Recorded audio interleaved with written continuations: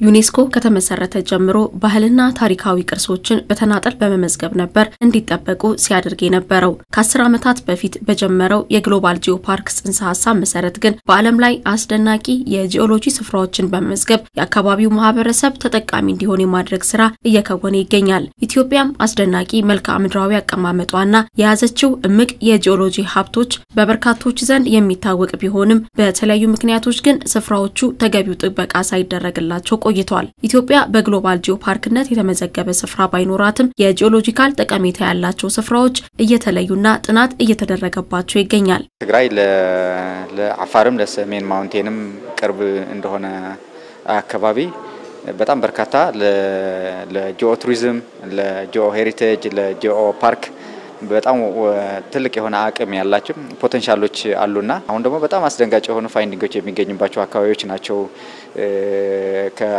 ከአክሱማይት ኪንግደም በፊት የነበሩ ትልቅ ስልጣኔዎች በየስነ ጥንት ምርምር የተገኙ ናቸውና ስለዚህ እነዚህ ቦታዎች በደንብ አጥንቶ አልምቶ ለማህበረሰብ ተጠቃሚነት ሲሸጋገሩ አንድም ሀገራችን ያላትን የተወዳዳሪነት አቅም በጣም ከፍ ያደርጋል። ጂኦ ቱሪዝም ፓርክ የሚሆን ቦታዎች ብቻ ዳሎልና ኤርትራ ብቻ ሳይሆን ከዳሎልና ኤርትራ ብቻ ሳይሆን አንደኛው የሐዳር አለ ዩኔስኮ ላይ ተመዝግቧል። እሱ እንደ ኤሪያው አጠቃላይ እንደ ጂኦ ፓርክ ምክንያቱም እንስሳት አለው ውስጥ ፓርኮች አሉት፣ የአርኪኦሎጂካል ሳይቶች አሉት፣ ከ9 በላይ የምርምር ዓለም አቀፍ ምርምር ቦታዎች አሉ።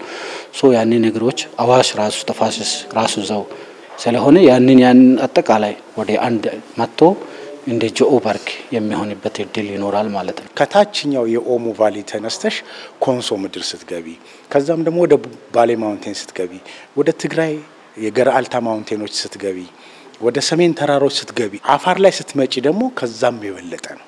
ምክንያቱም each and every spot each and every square meter በጂኦ ሄሪቴጅነት ልትመዘገብ የሚያስችላት አቅም አለው።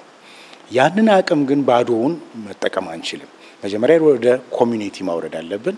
ኮሚኒቲው መግባባት አለበት። እውነትም ሀብቴ ነው ብሎ ሲያምንና መጠቀም ሲጀምር ከሱ በኋላ ነው ወደ ጂኦፓርክነት ሊያድግ የሚችለው። እነዚህ ስፍራዎች በዩኔስኮ የግሎባል ጂኦፓርክነት ቢመዘገቡ ለጥበቃ ለማስተዋወቅ ብሎም የአካባቢውን ማህበረሰብ ተጠቃሚ ለማድረግ የጎላ አስተዋጽኦ ይኖረዋል። የአካባቢው ማህበረሰብ በስራ እድልም ቦታውን ከመጠበቅ አንፃር በዛ ቦታ ላይ ለምሳሌ የቱሪስት ፍሰት እንዲጨምር ይደረጋል።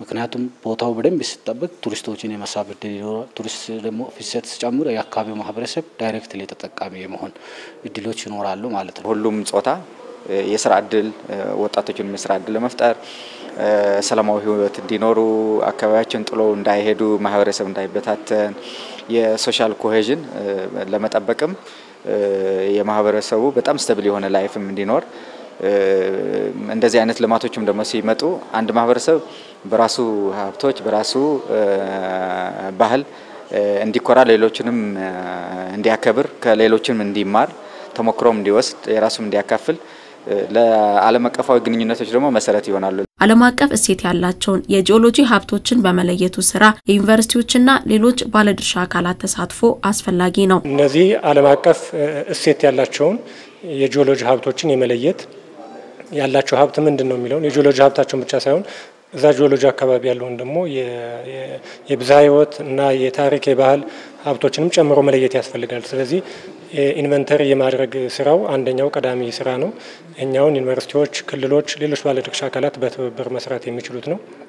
እነዚህ ከተለዩ በኋላ አካባቢው ላይ የሚያስፈልገው መሰረተ ልማቶች በማስፋፋት ማህበረሰቡ እንዲጠቀም በማድረግ የተለያዩ የቱሪዝም የንግድ ተቋማት እንዲስፋፉ በማድረግ ማህበረሰቡ የሚጠቀምባቸው የግል ዘርፉ የሚጠቀምባቸው እነሱን በማስፋፋት እንግዲህ የዚህ የጂኦፓርክ መስረታ ሂደቱ በኢትዮጵያ ያሉ ጂኦፓርኮች እንዲመዘገቡ የተሟላ መሰረተ ልማት ሊኖራቸው እንደሚገባ የዩኔስኮ መስፈርት ያስቀምጣል።